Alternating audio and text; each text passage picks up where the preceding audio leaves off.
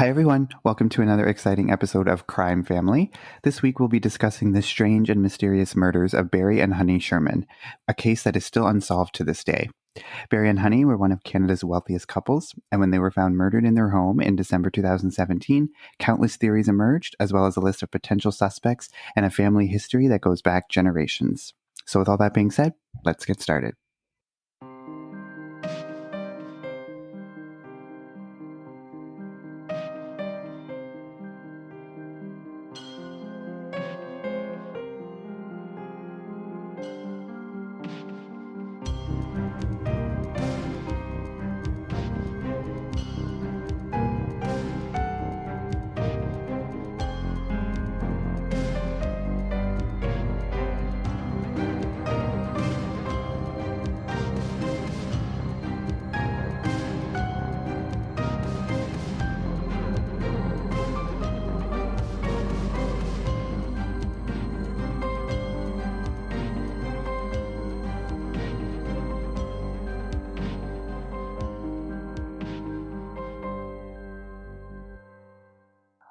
All right, so like I said, we're going to be talking about the Barry and Honey Sherman case in this episode. But first, I just want to say we're very excited because we just surpassed the 1,000 downloads milestone for the podcast. After 6 weeks and 9 episodes, we've reached that milestone, so we're very excited. Thank you to everyone who's been listening so far, everyone who will listen in the future. We hope you'll continue to tune in every week. We have some good cases coming up for you, including the one that we're going to be talking about today. So yeah, thank you so much. I just wanted to say that before we got started. Like I said in the intro, this is the case of Barry and Honey Sherman, and it happened in Toronto, Canada, back in 2017. And like I said in the intro, it is still an unsolved case, so there's lots of theories going around, and there's no real conclusion as of yet. Do you guys know anything about this case at all? Yeah, I heard a little bit about it when it first happened, but I don't really know the outcome and haven't heard anything else since then, so I'm really interested to listen and see what it's about. Yeah, I remember listening to a couple of podcast episodes about it, but I haven't gone much further than that. Yeah, so it was actually a pretty high-profile case at the time that it was first revealed back in 2017 when the murders first happened, because Barry and Honey Sherman, they're a very wealthy couple, one of Canada's wealthiest couples, so they're very influential, and obviously it was like front page news for many weeks and months directly after. But because there hasn't been a ton of progress like in the last year or so, it's kind of waned off a little bit, like the interest in the case, or at least the the front page news about it. So we're just going to be taking you back to where it all began, which was on December 15th of 2017. And it was around 11 a.m. when Elise Stern, she was a realtor who was working for the couple. Barry and Honey were in the process of selling their home. It was on the market for about $6.7 million. Their plan was to, sell that home and then build a home in the Forest Hill neighborhood closer to the downtown core. So Elise Stern was their realtor, and she was, frequently in the house taking potential buyers through the whole house. And on this particular day, she was giving a tour to this one couple, and the tour began on the upper floor of the house, and they went through all the floors and eventually worked their way into the basement. And once they first entered the basement, there's like a little hallway that's right like at the bottom of the stairs. There's a hallway that kind of leads down to the rest of the basement, and Elise noticed that there was a pile of papers and a pair of leather gloves that were just on the ground, and this was directly inside of a doorway that led in from an outside or underground garage. She didn't really think anything of it at the time. She just picked these items up and placed them on a small ledge that was in the hallway there, and they continued on their way.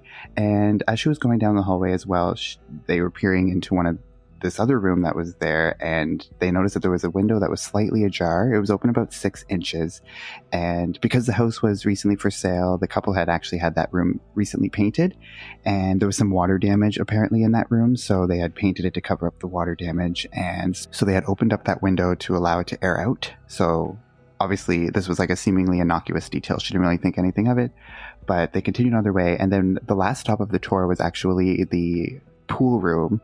And when she opened up the door to the pool room, this is when she saw a grisly scene, and she found the bodies of Barry and Honey Sherman. Now, they were on the far end of the of the pool room from where the door was. So at first she didn't really know what she was seeing. Their backs were to her. They were facing away from the water, and they were just in a semi-seated position. So she didn't really like grasp what the full scope of what was happening. So she just saw them there, and she immediately kind of rushed the couple out of the house, finished the tour, and her first call was actually to Honey's sister Mary, who advised Elise that she should call the police, and the police were eventually called at around 11:45 a.m. I mean, I don't really know why she didn't call the police immediately, but maybe because she knew that, you know, the couple was pretty high profile, and she didn't want like the couple's kids or anything to find out on the news or something that the police were at the house or anything like that. So maybe she was just calling to get some context or just seeing what she should do. But anyway, she was advised to call the police, and she eventually did. So when the police arrived on the scene, the immediate crime scene, they noticed that the bodies were in a semi-seated position.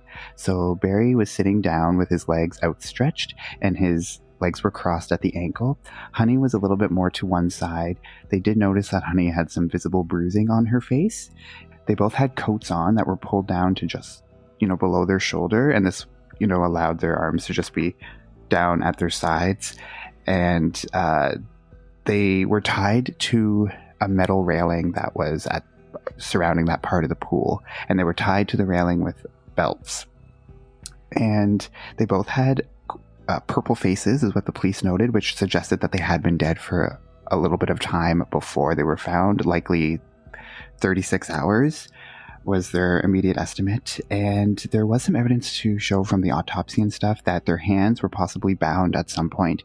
There was some ligature marks or some, you know, torn flesh around their wrists. So obviously like that's something that would be consistent with, you know, your hands being tied together, but there was no string or anything found at the scene that would have been used to tie their hands together. So they can't really confirm that, but that's what the medical examiner observed when the autopsy was happening.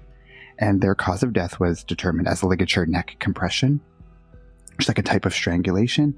And they said it's most likely would have been from the belts that tied them to the railing, were most likely the belts that were used to do the actual strangulation. The police were noticing a few strange things about the site. At first, it was a very clean scene. There was no blood. There was nothing that seemed to be amiss in the entire house. Nothing that suggested a struggle of any sort. There was no sign of forced entry.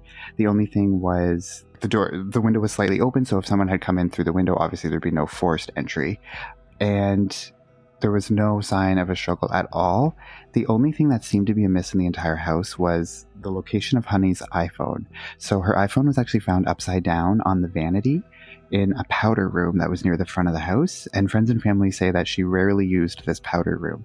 So it was speculated that she had been there at some time, maybe right before she had been killed. She may have gone in there to try to call for help at some point, which is why her iPhone was there, but it was left on the vanity inside that room. And also when they were doing an initial tour of the house or of the immediate crime scene, they noticed something very, very creepy in the basement. There was these two life-size statues that had reportedly been given to the Shermans as a gift in the 80s, and it was a male and a female statue, and the way that they were positioned was very similar to the position of the bodies. The male statue was seated. He had his right leg crossed over his left leg, which was the way that Barry was found. It was very, very eerie. That obviously caught their attention right away. Like, was this some sort of sick, twisted, staging of the bodies to match this position of the statues? It kind of seemed that way at first, but the police didn't really know what to make of it. But we'll put the pictures on our Instagram so you can actually see the picture of the statues, because it is very, very creepy. For a couple that were very, very wealthy, well off, they didn't really have a lot of security measures on their property. They didn't have on-site security guards. They didn't have any surveillance videos on their property. There was reportedly a couple of security cameras in the pool room itself, but they were not connected and they were not working at the time of the murder. So, they wouldn't have been useful for anything. And so it seemed like it would be very easy kind of to just walk onto the property and to enter the home. Friends and family say that they were the type of people that would, if there was a knock at the door, they would answer the door and let people into their home. They were kind of hospitable in that way. So it is possible that someone could have just, been let into the home by Barry or Honey themselves. And so when the police were in the first couple of days after the bodies were found, because there was no sign of forced entry, the police started to suspect that it could have been a murder-suicide. So they started to look actually for a suicide note that was somewhere in the house to kind of back up this theory of murder-suicide. The couple had 4 kids who never for one second believed that Barry would kill Honey or himself. They said that there's no way it was a murder-suicide. So they were really adamant that they wanted the Toronto police to do a full investigation, and actually get to the bottom of what happened and not just, have tunnel vision. Because we all know that when the police have a theory, they might just kind of focus on leads that go with that theory. They're not going to go down any leads that maybe go away from that theory. So the family was just very vocal that the fact that they wanted the police to do a fair investigation and not just focus on this murder-suicide theory that didn't really have anything to back it up. But because there was no sign of forced entry, that's what made the police think that. I don't really have a ton of information other than that, like what would have made the police think that it was a murder-suicide other than the no forced entry. But that can be, explained away by the family saying that they were just the type of people that would let people into their home and stuff. So it doesn't seem like there's really enough evidence to kind of go on a murder-suicide theory, especially the positioning of the bodies. It seems very staged, very deliberate. It's not really the position that you would expect a body to be in if someone just strangled themselves in that position. What do you guys think? Yeah, it does seem unlikely to me that it would be a murder-suicide. And also, I remember listening to other episodes about this, about their hyoid bone that was not broken. Usually that's the little bone in your neck that when you get strangled, it usually snaps because of the pressure. But when someone commits suicide by hanging, it usually doesn't break. So maybe that's kind of where their head was going because they saw that. And so when it did, if your hyoid bone doesn't break, then you'd probably think there wasn't this huge struggle. It wasn't super, a massive back and forth, people working hard to strangle you. It was more of a gentle, just doing it yourself kind of thing. So maybe that's kind of where they got that from. That was part of it. But to me, just the whole situation does not scream suicide at all. Yeah, me neither. So it seems very weird that there's barely anything to go with that theory of murder-suicide, but they seem to really be focusing on that at first. So like I said, I don't really know the extent of what evidence they had to suggest that, but they didn't find a suicide note. They didn't really find anything concrete to really back this theory up. But nonetheless, it was kind of the working theory at the time. And in the first few days of the investigation, because there was no security cameras or anything of the actual home, the police started to go to neighboring homes in the community and see if anyone else had a security camera that might have caught some activity at the house. And there was some security footage that was turned over from a neighbor who, she didn't release her name or anything. She wanted to remain anonymous, but she turned over some footage and it actually showed something quite interesting. So the video shows a car in the driveway on December 14th. So this would have been a day before the bodies were found. And there's a person inside the car who's sitting in the car for up to 15 minutes at a time and is going in and out of the house several times. So this was very odd. And obviously it wasn't a super clear image. So you couldn't really make out what the person really looked like or the make of the car or a license plate number or anything. But for a car to just be sitting there for 15 minutes in the driveway with someone going in and out, it seemed very peculiar. And obviously the police thought that as well, because when they did get this footage, it was kind of, something that they wanted to look into at the very least. So that was interesting. So a couple of days after the bodies were found, there was a funeral that was held, and there was about 6,000 people that actually attended their funeral. So they were, members of high society. They were very well known, very well respected. And so, Prime Minister Justin Trudeau was at their funeral, as well as Toronto Mayor John Tory. So, when you have 6,000 people coming to your funeral, obviously you are very well connected and very well known in Toronto, in Canada as a whole. It wasn't until 6 weeks after the murder, around the end of January of 2018. This is when the police did their first press conference with a first official update of the case. And this was actually after the family of Barry and Honey Sherman actually hired some private investigators who were doing a parallel investigation. Because like I said, they were very adamant. They wanted it to be a complete investigation. They didn't want the Toronto police to botch any important details or anything like that. So they had this kind of parallel investigation with the private investigators that was happening at the same time. And a lot of people speculated that this was why they ended up coming out with this update, which was that it was a targeted double murder. So this was the first time that the Toronto police actually ever said that it was a targeted double murder. And like I said, many people speculated it was because they were afraid that like the PIs were going to discover something, and they didn't really want to be undermined by whatever the PI investigation was uncovering.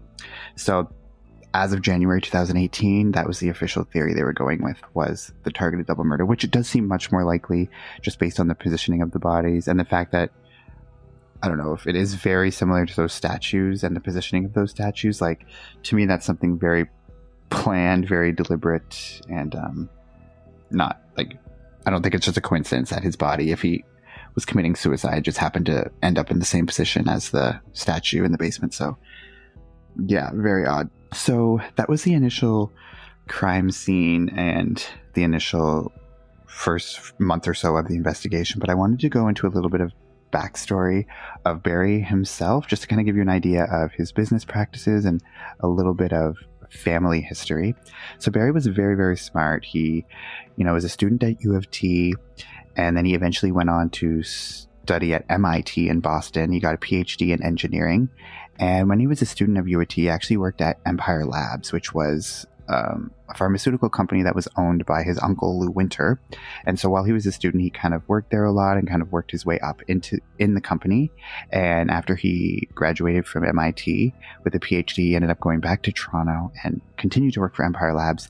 And then shortly after that, Lou Winter died suddenly, and his wife actually died. He and his wife died a week apart from each other, which was pretty sad. And at the time, they had 4 young children. They had 4 boys, and so now these boys were essentially orphans. It was very sad because it was very unexpected, and for both of your parents to die within a week of each other, it was unforeseen. So when Lou Winter died, Barry had worked his way up into the Empire Labs quite high at that point, and he ended up taking over Empire Labs. And when Lou died, there was sort of an agreement that was in writing that Barry would have to allow Lou Winter's 4 sons to work for Empire Labs when they turned 21. They would also get, a portion of the royalties from some of the products that Empire Labs sold, and they would get like a stake in the company, and they would get all of this money in the estate. So they did have a big interest in this company, and they were going to be getting a significant portion of it just as part of the agreement. However, Barry ended up selling Empire Labs, a few years after Lou had died, and when he sold it, he actually ended up basically voided the agreement that he had made that was going to give his 4 cousins all of this fortune. And he knew at the time that by selling it he was going to avoid this agreement, but he did it anyway. And so it effectively robbed these 4 boys of a huge amount of money and stake in their father's company. And he used some of the money that he got from selling Empire Labs to start Apotex. And now Apotex is what he eventually became most known for. It was ended up being one of Canada's biggest pharmaceutical companies, probably around the world as well. But it was a generic drug company. So a generic drug company, like, they take, they basically make knockoff versions of like the name brand products. So like Tylenol, Advil, instead of buying those, if you're buying like acetaminophen, but you're buying, not the Tylenol or the Advil brand, it's probably an Apotex product, is a generic version of that. So as you can imagine, it was pretty much an upset in the pharmaceutical community, because all of a sudden this little guy comes in and he starts Apotex, and he starts basically knocking off their products and selling it for half the price. So like half their profit is just getting taken away from them. And so this upset a ton of people in the pharmaceutical industry, as you can imagine. I feel like people in the pharmaceutical industry are competitive and cutthroat, so they're not really going to take kindly to some newbie coming in there and like stealing half their profit away from them. And so yeah, for years, Barry had kind of worked his way up to amassing all of this wealth. And like I said, Apotex ended up being one of Canada's biggest generic drug companies, worth billions and billions of dollars. So Barry was also known for being very litigious. He would go to, he would sue lots and lots of people. He had lots of lawsuits over the years. He was kind of, what he was known for, one of the things was like finding loopholes in like contracts, and he would take people to court and sue them for millions and make them spend all this money on the court process. And it seemed like he kind of got a thrill out of doing this. He really enjoyed taking down the other companies with these lawsuits. But it wasn't just these other pharmaceutical companies that he was doing this with. It was also some of his own family members. It was reported that his own son ended up having to owe him tons of money back. I think it was like in the millions of dollars, because a judge had ruled that his son had owed him this money. And then also he had a legal battle with the 4 Winter cousins, because eventually they found out that Barry had robbed them of this fortune that they were supposed to be entitled to. So they ended up taking him to court to get their due. And their argument was that they were, obviously they were supposed to get a portion of the Empire Labs fortune, but then their argument was that if it wasn't for Empire Labs, then Apotex wouldn't exist. So they believed that they should get a portion of Apotex's fortune as well, because without Empire Labs, there would be no Apotex. So this was an ongoing legal battle that was happening in the years before the murders. And actually the timing wasn't great, but it was like very shortly before the murders, a judge had actually dismissed this case and said that there was no legal grounds for 4 brothers to be suing Barry. So the case was dropped, and obviously they were devastated because they thought they were going to get this huge payout and they were going to get all this money that they were supposed to be getting. And obviously it doesn't look good on paper when you look at right before that, they lose this huge legal battle, and then Barry and his wife end up dead. So that didn't really look good right out the gate. Do you guys have any thoughts about like Barry's like the family history or any of his like business dealings or anything? I feel like it's like, I wouldn't say sketchy. Like, he's a man with all this money and like he thinks he can do no wrong and he thinks he can like get away with everything and like just pay people off for different things. Like the fact that he gets off taking people to court because he knows he can win and he has the money to it. Just, I don't know. I just don't like people like that, like taking advantage of other people who are in your family too. Like, it's just, I don't know. It's just not a way that business should be done. Yeah, and it definitely seems like it's almost like an ego thing with him, right? It's like, I'm super smart and I can get away with this, so I'm going to. And just, I don't know, it almost seems like a pastime or like a hobby for him. Like, I remember also listening to one of the podcasts where it was like they built like their house, which was like millions of dollars, and then they sued the contractors for like almost all of that money, so they didn't even have to pay for this house, and their contractors ended up losing all this money. And it's like, well, maybe the contractors did something like shitty and sketchy they shouldn't have, but it's just like, like why do that kind of thing? Like, so I can definitely see why like lots of people would be pissed off at him for stuff like that. Yeah, and it, like I said, it did seem like he got a thrill out of doing this. Like, he loved taking people to court and showing them not to mess with him. And he won a lot of his court battles too. I mean, there was a few he probably lost, but there was like hundreds of court battles over the years that he had went through. That seemed like to be almost his second full-time job, was just going to court. And like I said, he could always find his way out of loopholes around contracts and stuff like that. So it was very interesting. But there's actually a Fifth Estate episode on this case that came out a few months after the murders. So they interview Kerry Winter, and he is a very interesting person in all of this. So he was one of the 4 brothers that were supposed to be getting all of this money from Empire Labs, and he talks a lot about his relationship with Barry and Honey as well. And they go into a little bit about Carrie's history. Like, he had like a pretty hard past. He had a pretty hard drug addiction at one point, and he was homeless on the streets at one point, and Barry had actually helped him out. So he had given him some money and he had funded Carrie's education.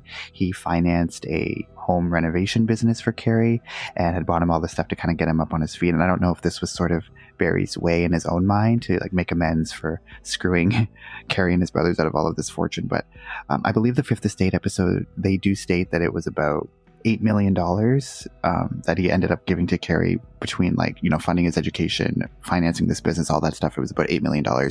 And they do talk a little bit about Honey she was kind of hesitant about Barry giving all this money to Kerry. She didn't know if he was doing it for the right reasons. And she said, and they say that as much as Barry was like this very tough, taking people to court and doing all this stuff to make a profit, he was also very generous in other ways with his money. Like, he's giving this cousin millions of dollars over the years, but I don't know if he had ulterior motives or something. But there is kind of this narrative that I found when I was doing research for this case. It kind of has 2 very different sides. Like, there is the very business side of him that is tough. He's suing his own family members and he's getting a thrill out of it, anything to make a profit, and very ruthless. But then there's another side that talks about Barry and Honey being very philanthropic. They give hundreds of millions of dollars over the years to different charitable causes. So there was that side of them to them as well. So I guess it depends on who you interview or who you listen to. You'll probably get a different perspective. But when they interview Kerry Winter for the Fifth Estate episode, he's very much on the side of like Barry was ruthless and cutthroat. And I mean, obviously you can understand where he'd be coming from when you understand that Barry robbed him and his brothers of all of this money. But I don't know, the episode doesn't really make Kerry Winter look very good. Like, he actually does say at one point that many years ago, Barry had actually approached Kerry and asked him if he knew someone or could hire someone to kill Honey for him, which is like a shocking revelation that came out in the Fifth Estate episode and obviously made Kerry Winter an interesting suspect in all of this, because he's talking about that Barry wanted to kill Honey many years ago. He eventually backed out of it and it obviously didn't happen, but he said that he was kind of in the process of getting it set up when it all fell through. But maybe this is something that bolstered the murder-suicide theory. They thought, oh, well, maybe if he was willing to do that many years ago and go to this cousin and have him help him out, like, what's to say that he wouldn't try to kill her, now? So that might have been something that kind of went into their murder-suicide theory. I don't really know. But obviously this is a huge revelation, and Kerry was a potential suspect at first, of course, with the court case that had just been dismissed right before the murders. Obviously doesn't look good as well. And he talks a little bit about his alibi in the Fifth Estate episode, and he says that, that day he was working at a job site. At the end of the day he went home. He just, watched Netflix at home, fell asleep on the couch, something like that. But he said he lives alone, so there's no one who can actually verify that there was an alibi for that night. They actually do give him a polygraph in the episode, so he takes it and he actually fails the polygraph when they ask him questions about if he had anything to do with Barry and Honey's murder. And they go over the results of the polygraph with him, like in the episode, and you can see when they tell him that he failed. So it's not a good look for him. I mean, I don't know. I think polygraphs are a terrible idea, whether you're innocent or guilty. Like, they're not admissible in court because they're not accurate. So I feel like you should just never take one, ever. I know I hate polygraphs. It's like, okay, let's take one, but we're not going to be able to do anything with it. Like, you're not going to be able to use it in court, and, like, we can't really use it against you, but let's just do it anyway. Like, it's a waste of time, I feel. If you're, like, super nervous, then you're going to fail anyway, and they're going to use it against you, and, like, I don't know. So, like, yeah, like you said, like, just never take one. It doesn't help anybody, I feel, really ever.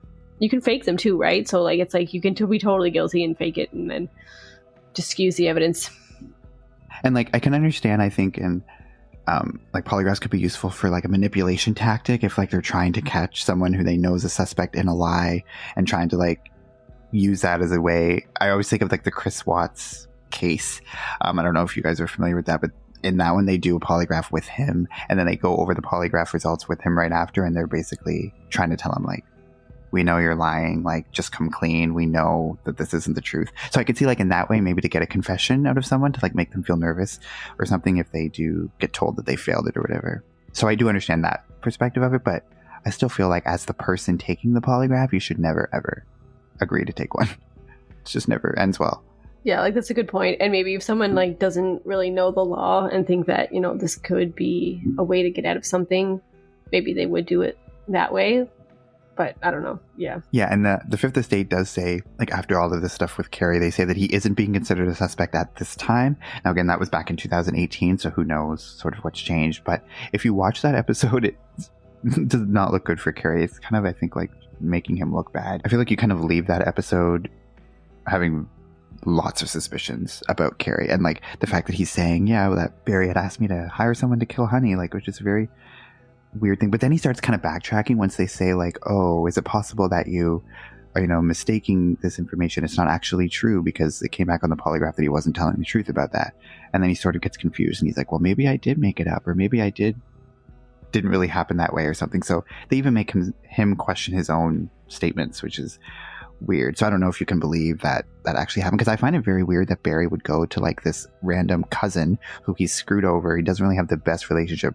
Why would he go to him to like help him kill his wife if that's what he wanted? Like, it seems like a very high risk to take, to go to this person that you don't have the best relationship with. Yeah, like I was just gonna actually comment on that. I was like, I don't feel like if he was gonna go to anybody, he'd go to he'd pay someone higher up that he knows, that actually, like, professional to actually do it. Like, I don't think he would just go to his random cousin who had like, his life is not really on track and you can't really trust him. So it seems like an odd thing for him to say that Barry asked him to do that. And I just found that really weird to me. Like, he has all this money. You think he would just pay somebody to do it professionally, not some random. Well, he probably was going to pay. Well, Carrie implies that Barry was like, I know that you know someone or you can get someone to do it. So he wasn't actually asking Carrie to do it himself, but he was asking Carrie to like hire someone professionally or get someone to do it for him. So, but it's still weird to go to your cousin that you don't have a good relationship with and be like, find me someone to kill. Like, couldn't Barry find someone himself? If he... But yeah, did he go to him after he already screwed him out of all this money or before? Well, I'm pretty sure it was like many years ago. It was like the 90s or the 80s or something like that. So it was after he had screwed him out of all the money, but before Carrie knew about it. Because they didn't find out till much later that had actually happened. Oh, okay. So I was going to say, like, yeah, why would he do that, especially if, like, Carrie has this vendetta against him? But he didn't know that at the time. But I'm also thinking, like, because Barry is, like, this big pharmaceutical guy and, like, is obviously super smart, like, why couldn't he just make up this concoction of drugs, like sleeping pills or painkillers or something, and tell his wife it was, like, you know, just a generic drug?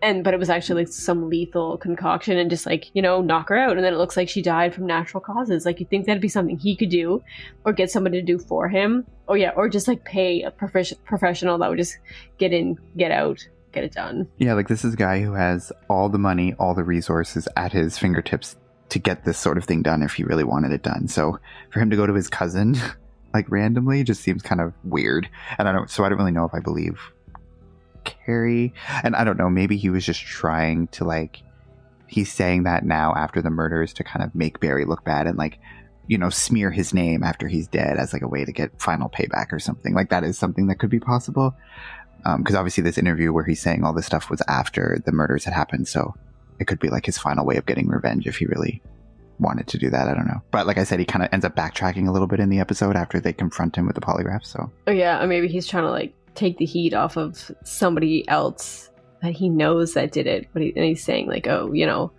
Barry definitely could have hired someone because he asked me to do before, allegedly, like not saying this guy did anything, but that's just a theory.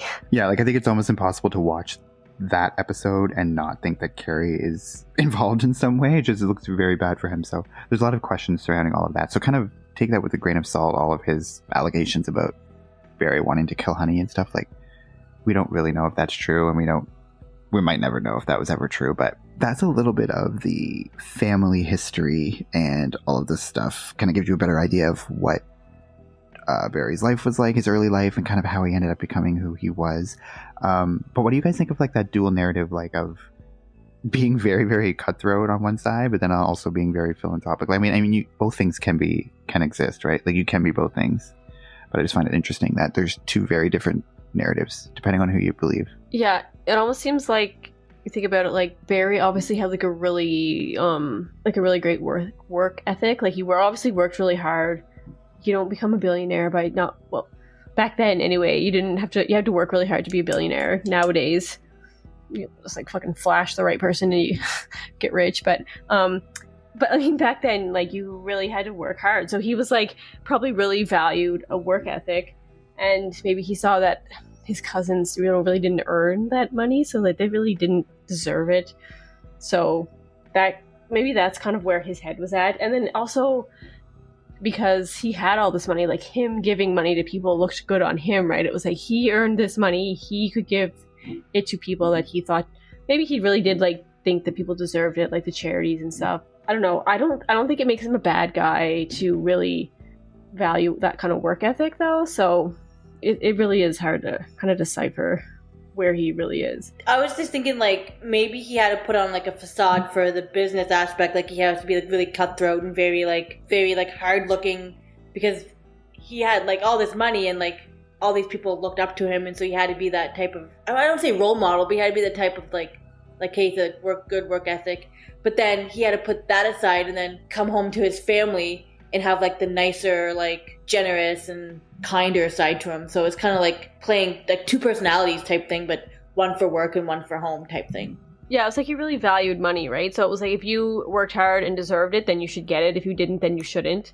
And if you're like a like a cause that he believed in, then you deserve it as well. So I feel like that money was really his driving factor in life. Yeah, and I mean, it worked for him. Like, Forbes says that they were the 12th wealthiest couple in Canada, which is pretty crazy. Some publications say that they were the 15th, or some say they were 18th, so maybe it depends on when it was published. But yes, Forbes said they were the 12th richest, so they have a shit ton of money, basically.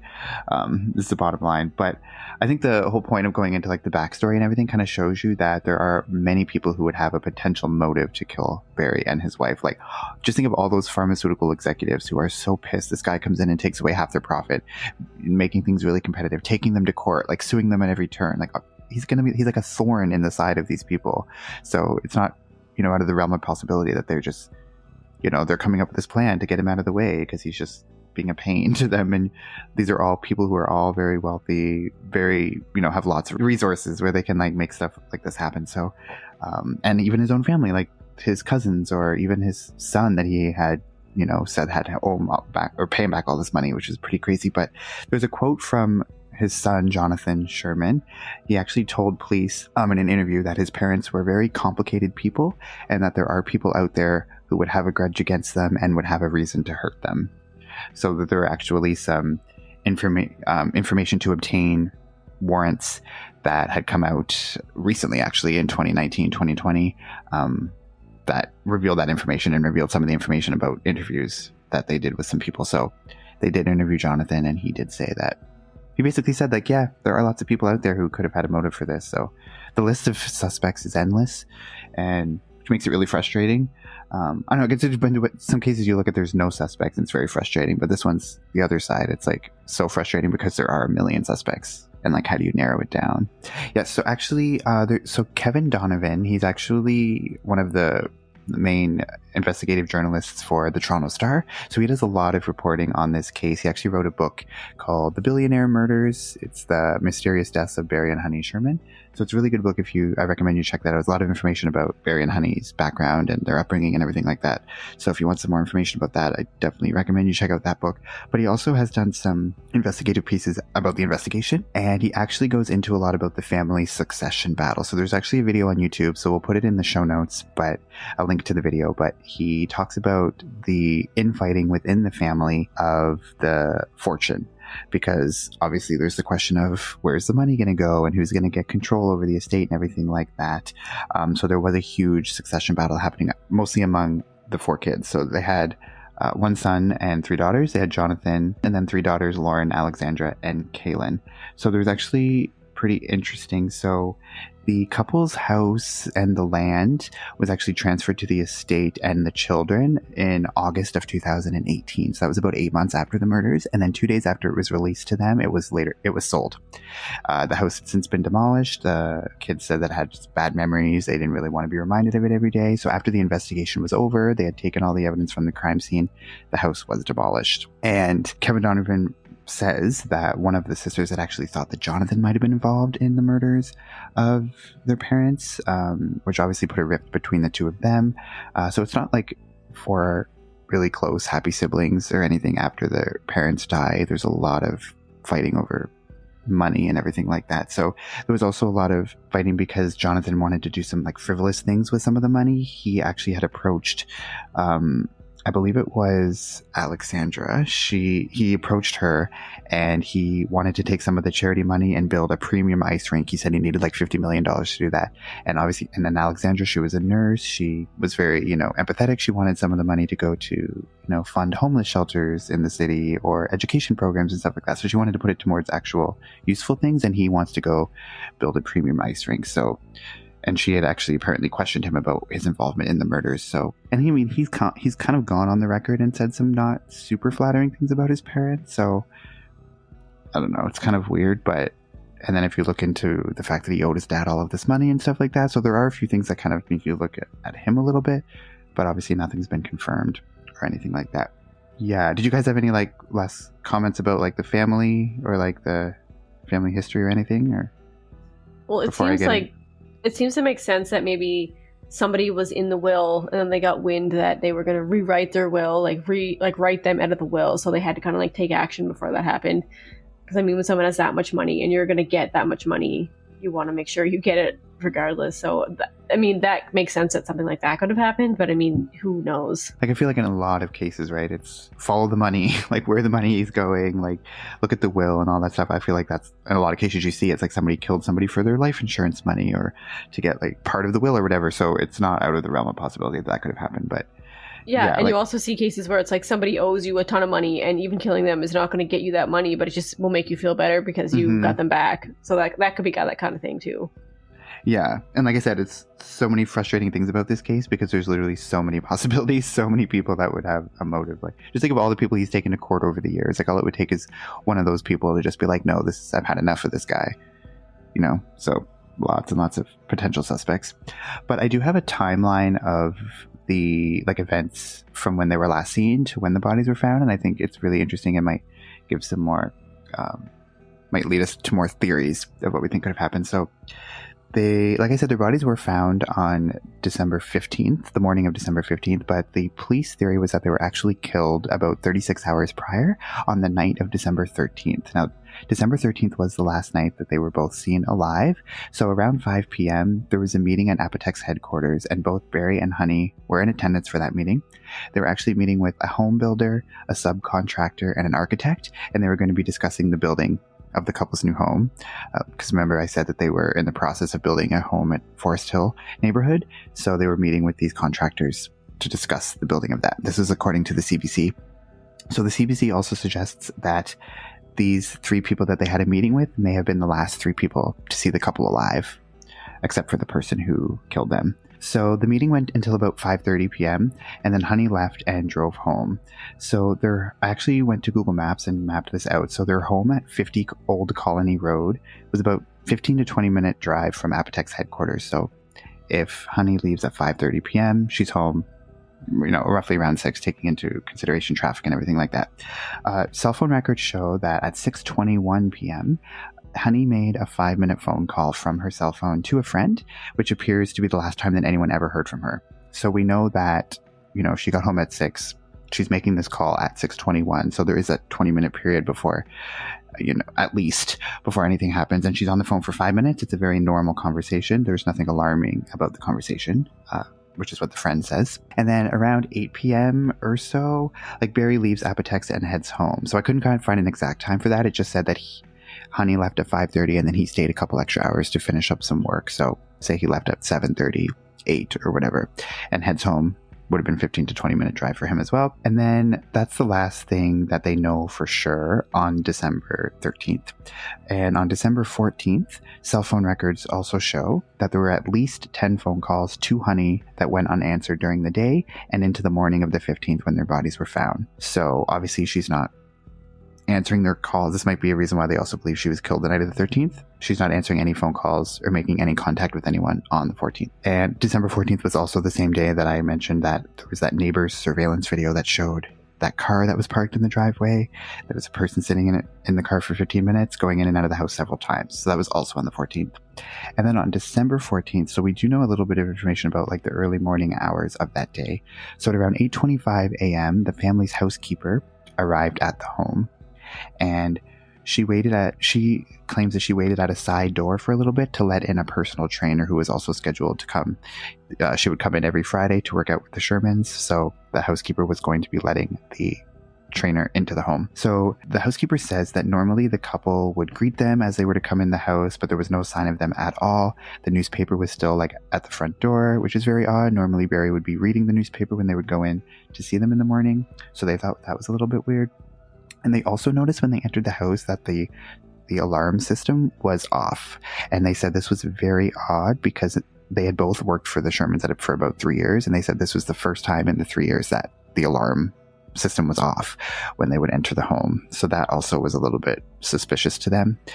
So the housekeeper says that she went upstairs to check if maybe they were still sleeping, they had slept in or something like that. The bed was made, but it was a little bit untidy. And the sink that Honey would normally use was dry. So she knew that she hadn't been using it at all that morning. She says it was a little bit odd for the bed to be made because Honey usually left it unmade when she knew the housekeeper would be coming on the Friday morning. So the fact that it was already made was a little bit weird to her. We also know that the furnace cleaner or maintenance person had arrived at the house shortly after this. We don't really know anything about the exact time or anything like that, but he was there at some point. Then it was after this that Elise Stern, which was the realtor, arrived to give the tour to prospective buyers. The tour began at around 11 a.m. She arrived on site at 10:50 a.m., allegedly. And then the bodies were discovered and the police were called at 11:44 a.m. So that's kind of the timeline of events. So there actually is a video as well from the Toronto Star, again by Kevin Donovan. So he actually walks you through what the working theory is, or the likely scenario of what had happened. And there's like a layout of the house that they show and some graphics. So it's really, really interesting for the video. We'll put that in the show notes as well. But the working theory by the Toronto Star is that Honey and Barry were likely killed the night that they returned home from Apotex on the 13th. So the theory is that Honey was confronted by the assailant at some point. Obviously, it would have been after that phone call that she made at 6:21. So if it was shortly after that, we don't know. But she was probably confronted by the assailant or assailants, and at some point may have ran to that powder room to try and escape and or call the police. This is why her phone would have been found on the vanity in this room on December 15th. Also, they do speculate that the bruising that was on Honey's face may have been as a result of her being dragged from the main floor of the house down the stairs of the basement and into the pool room. Family and friends say that Honey never went to the basement like on her own. She had bad knees, so she would never go down the stairs into the basement. And the police had surmised that the bruising that was on her face was done right before or right after she had been killed. I guess they could tell, or the medical examiner could just tell just based on the condition of the bruising and stuff like that, like when it had probably happened. So that would be consistent with that theory. If she was, dragged down the stairs right after she was killed, would have caused that bruising. Also, they say that similarly, they think that Barry was attacked as soon as he arrived home, and this would explain why his papers and his gloves were just dropped just inside that door, where Elise Stern eventually found them on the 15th. So if he was just attacked as soon as he entered the door, it would make sense that he would just drop all that stuff right there. Because he did come in from the underground garage, because he would always park his car in the underground garage. So it would make sense that door that the paper and the gloves was found was right the door that led to the underground garage. And then it's possible, and then the assailant then attacked him and dragged him into the pool room as well, and then set up the bodies to match the position of the statues. So that's kind of the working theory that they have, and they don't really know.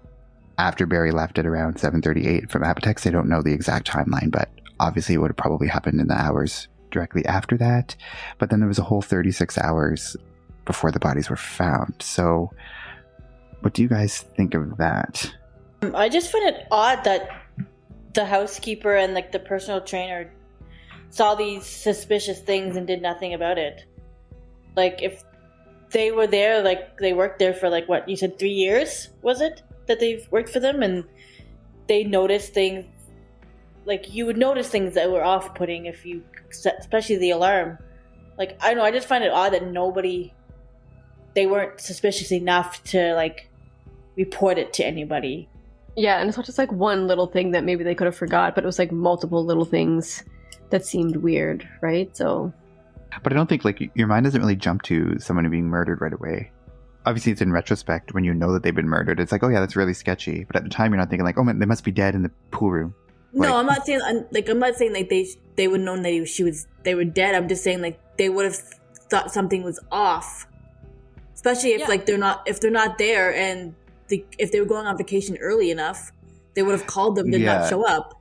Yeah, because it was. I also had read in the research that they were supposed to be going to Florida shortly after that. Honey was going to be leaving a few days earlier than Barry, and then Barry was going to follow. So their initial thought was they must have just left for Florida earlier than expected.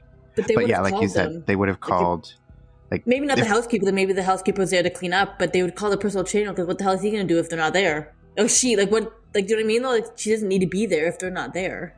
Well, yeah, and their first thought might not be they're murdered somewhere, but this is an elderly couple, right? Something could have happened to both or one of them, and they need help somewhere. You think they would have dug a little bit deeper than maybe they went on vacation and just bailed and didn't tell anybody. But yeah, they were obviously suspicious, but they didn't really do anything about it. And then it was obviously the realtor that ended up finding the bodies, and she was the one who did something about it eventually. But to me, it has professional hit written all over it, because how could you leave no evidence behind, no sign of a struggle? It seems it was someone who's very deliberate, knew exactly how they were going to do it, and had to clean up after the fact.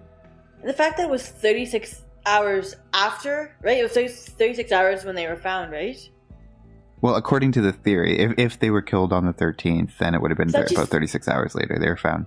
Seems like an awful long time for bodies just to be laying there, and like it maybe has to go back to that car coming in and out of the house on December 14th. Like, I feel like if someone was professional, they wouldn't be going back and checking up on the body and stuff like that. I just feel like you said, it has to be somebody professional because they didn't leave anything behind, not even footprints in the I don't know. I don't know who that person is on the 14th who's going in and out of the house. Like, it could just be a realtor. You know, they had some realtors working for them because their house was not for sale. So that is possible. But if it was a realtor though, like, and that was released that like, oh, this person's going into the house multiple times. If you were the realtor, wouldn't you say like, oh, that was me? Like, nothing to worry about. Like, if it was you. So the fact that nobody came forward and said who it was, that it was them, like, why would you not come forward with that unless you had something to hide? Yeah, I feel like that person is key, right? Because like they don't want to come forward. Nobody knows who they are, right? So it's like they're keeping this secret for a reason, right? So like it has to be like. But I also can't imagine that like if this person is a professional, they're not going to like come back the next day in broad daylight and go in and out of the house multiple times. Like, that's way too big of a risk to take. And especially if they're going to go in there and kill them on that night, like. They had all night to do it where there would be nothing suspicious if they're doing it in the middle of the night. Like, why would you then come back the next day in the middle of the day? Like, just to me, that seems very lazy or not. Like, if you're hired as a professional hitman, that's not something that you're going to do. Like, I think it also goes back to, like, the way they're positioned, too. Like, it had to be somebody who knew them or knew the house or the layout of the house or those mannequins, because I feel like you wouldn't just go in the house and look over your shoulder for 5 seconds and be like, oh, I'm going to position these people just like the mannequins. Like, they'd have to know that those mannequins were there and how they were positioned before they even went into the house. Yeah, or if they just saw them randomly, like, have time to, like, oh, I'm going to set them up like this. Like, if it was somebody that, like, wasn't experienced and was, like, in a hurry to get the fuck out of there, like, they're not going to sit there and, like, position the people in, like, a specific position, right? So I feel like if it was someone that was not prepared, it would have just been, like, super messy, super, not detailed like this, and they would have been in and out really fast, and it would have been like just like a shit show. It would have been just like a mess, right? So yeah, it definitely does say professional hit all over it. And like, it feels like they wouldn't, like, a professional person wouldn't come back like that, because that's like super brazen to, like, in broad daylight come back to the house. But like, I mean, it's super brazen to go into someone's house and kill 2 people and think you can get away with it. I mean, it's the kind of person that would do that probably would feel comfortable going back the next day and like cleaning up some other random shit. So I mean, it definitely is possible, I feel. Yeah, and it is possible. Like, I feel like anything in this case, anything is possible. It's so crazy. But also, family and friends did say that Barry and Honey were the couple. They did leave doors unlocked a lot of the time. Like, there was frequently going to be a couple of doors that were locked. So is this someone that knew that they kept doors unlocked? Because there's no sign of forced entry. So obviously the person had to come in through an unlocked door, through that window that was slightly ajar. Like, there's no forced entry. There was also, reportedly there had been a series of robberies, like, shortly before the murders, where people were getting their houses broken into, and Barry and Honey's house was broken into shortly before that. Someone had come in through the skylight. They had like put the rope down, and they like went down into like the bedroom or the bathroom, and they were trying to steal Honey's jewelry, something from like a heist movie or something. But I don't know, like, if there was like a latch that you can open to come in through the skylight or something, but otherwise you'd have to like break open the skylight, which would be forced entry. So, and also it just seems like it'd be easier to just walk in through a door if it's unlocked. Like, why go through the effort of going through the skylight? But is this someone who knew that they left doors unlocked? Someone who knew that what their schedule was like? They weren't going to be home at this time, so they could go in and like meet them when they would come home. Yeah, I was just gonna say that.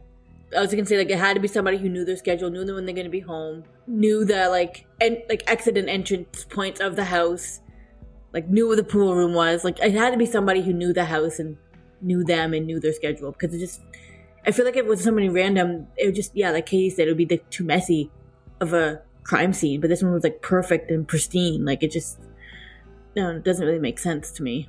It seems weird. Like, yeah, if it was like some random person that was like killing people, like, it makes sense makes sense to them probably that they would do this elaborate like scene. But if it was like somebody that they knew, that did it themselves, or somebody that they knew and hired someone to do it, like, why make it look so obvious that somebody had planned it and did it, like, why not make it look like an accident, right? Like, you think that you try to get away with it, that'd be the easiest thing to do. I mean, this is an old couple, anything could have happened to them.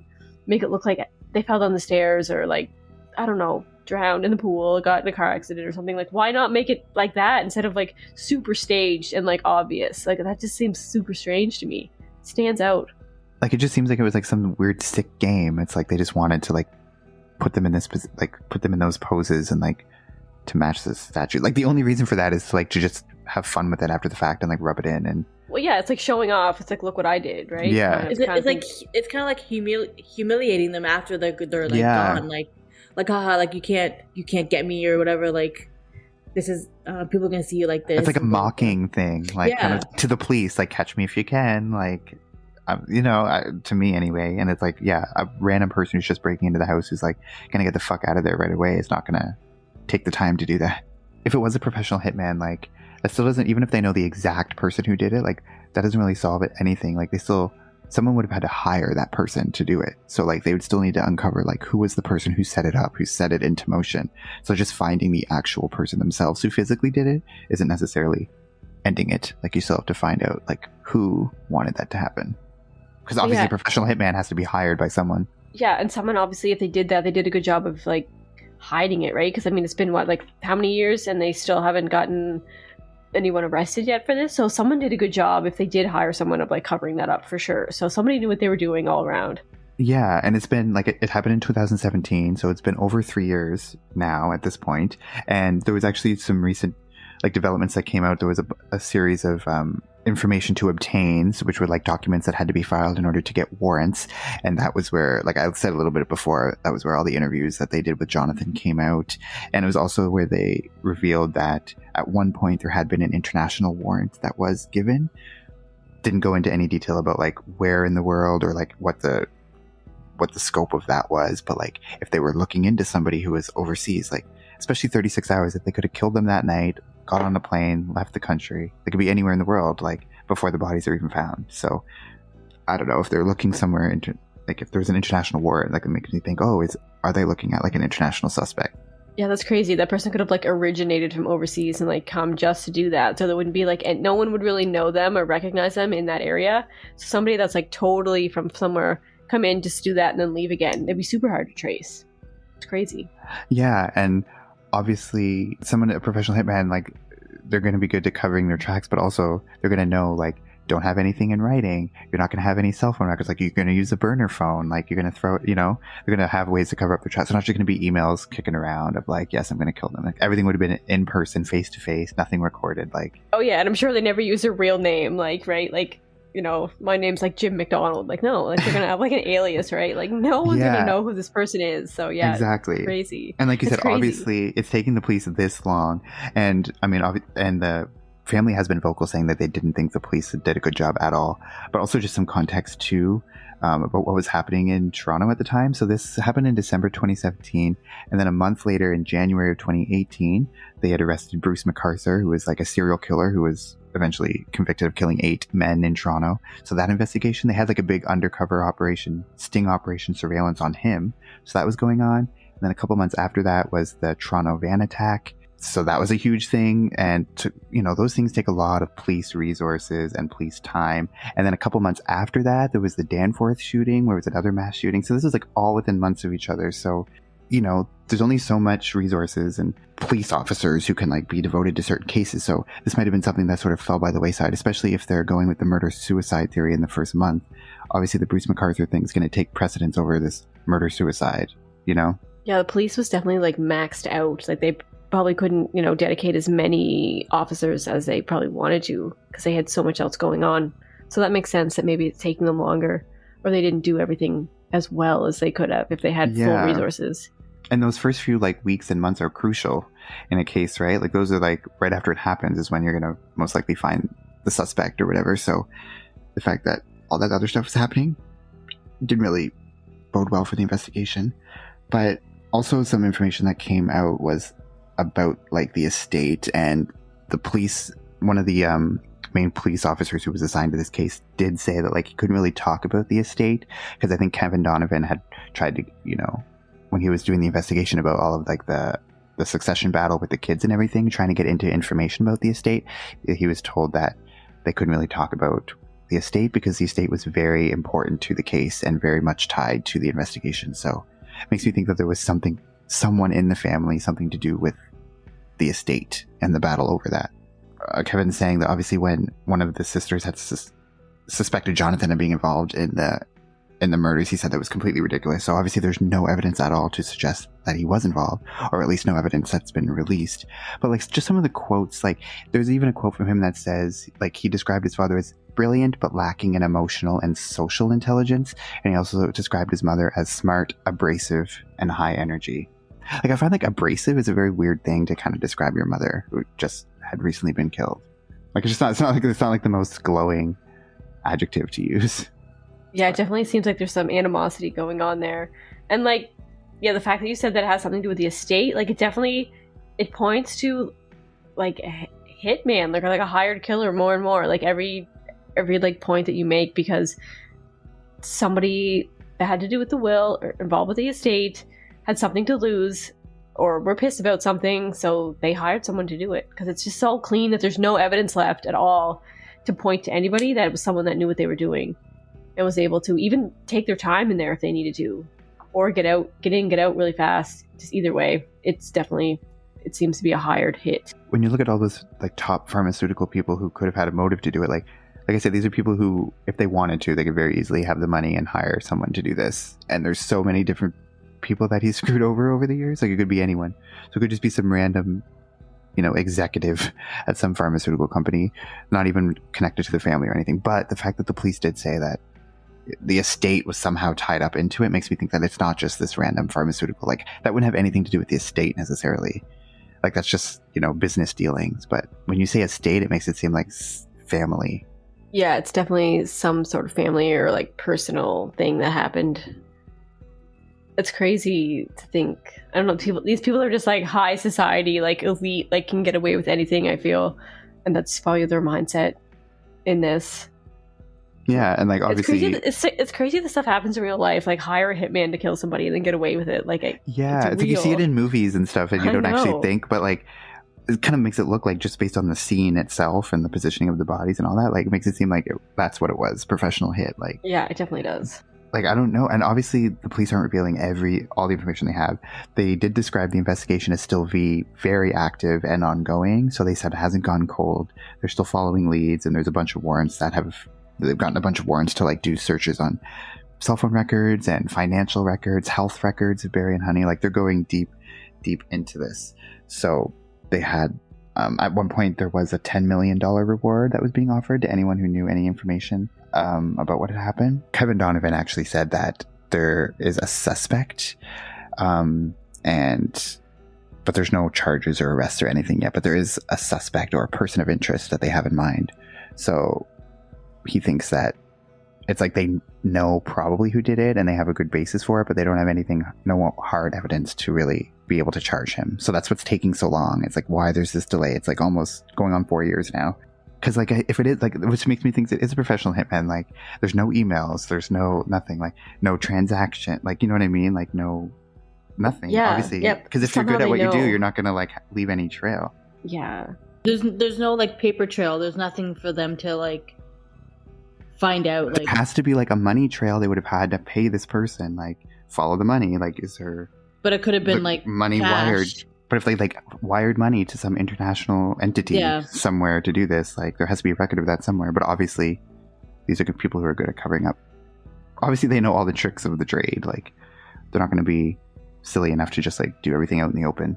But that's what makes me think, like, that person who is like on the 14th just going into the house. Like, you're not going to do that. Like, if it's professional, we're saying, oh yeah, they're good at covering up their tracks, but you're also going to go the next day in broad daylight, in and out of the house multiple times. Like, that doesn't really fit with like everything else that seems to. Maybe they just knew, obviously, like they knew their schedule, and that nobody was like planned to come to the house that day. There's like no open houses, like the real estate people weren't supposed to be there, like nobody else was supposed to be there, so they figured it was easy for them to get in. But why wouldn't they just do it the night before? But I don't know. Yeah, that's true. And they I think it was the housekeeper in like the article I read. It was from the Toronto Star, I believe, that described like all of the timeline on the morning of, and they said the housekeeper said that there's never anyone scheduled on the Thursday. Like Thursdays was never a day that they had anyone scheduled to be at the house. So if it was someone who knew that, was like, oh, no one's going to be here. But they must have known like there's surveillance cameras in the area, maybe.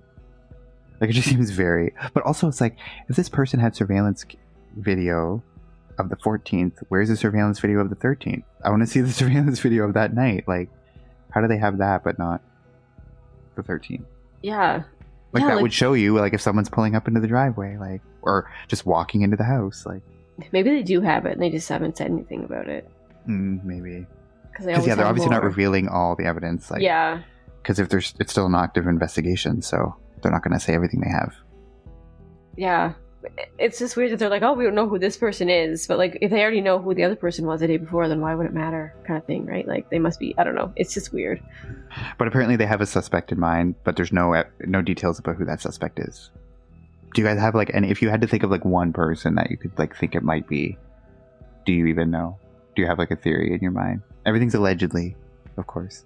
I would think it would be like one of his cousins who got gypped of all that money, allegedly. So you I'm think not they sure. would? You think they were just like pissed that Yeah. case was dismissed and they just wanted to get back Yeah. at him? Yeah.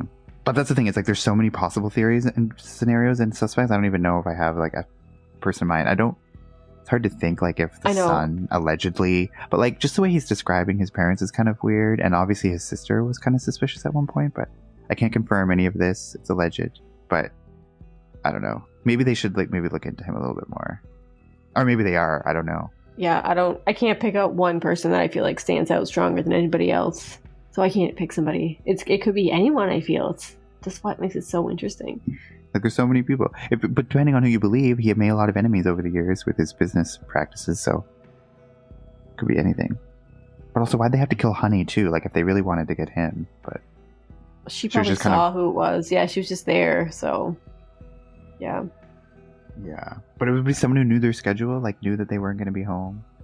Like that's the thing. I feel like a random person who's just like a competitor of his isn't going to know. I all know. that. Or they just got lucky, right? Like they just happened to get there at the Yeah. right time. That could have happened as well. That's true. But also, like I said too, like that person could have hired someone to do surveillance.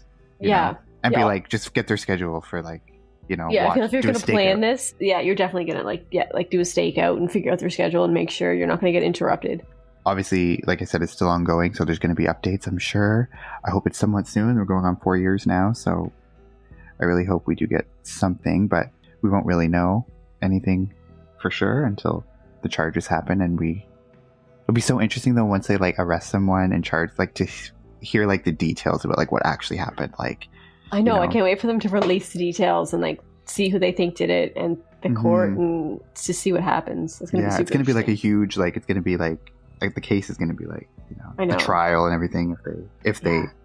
hopefully gets to that if they find the right person. But it'll be crazy. This is definitely going to be a movie too in the future. Like Mhm. I think Oh, this is going to be a movie yeah. or a documentary or like a something. Oh yeah, I feel like it will be for sure.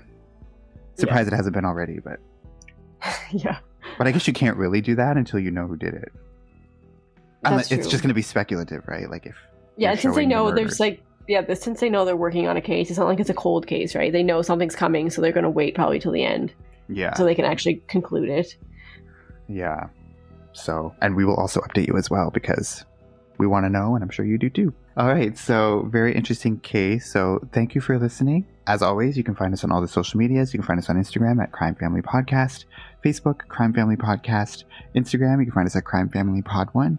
And we do have an email, so you can send us your suggestions, your feedback. If you have a case suggestion you want us to do in the future, just send us an email at crimefamilypodcast@gmail.com. Thank you so much for the 1,000 downloads. We appreciate that.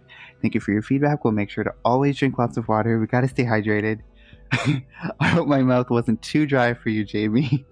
So, you always can learn and can always do better. So, thank you so much for listening, and we'll see you next time.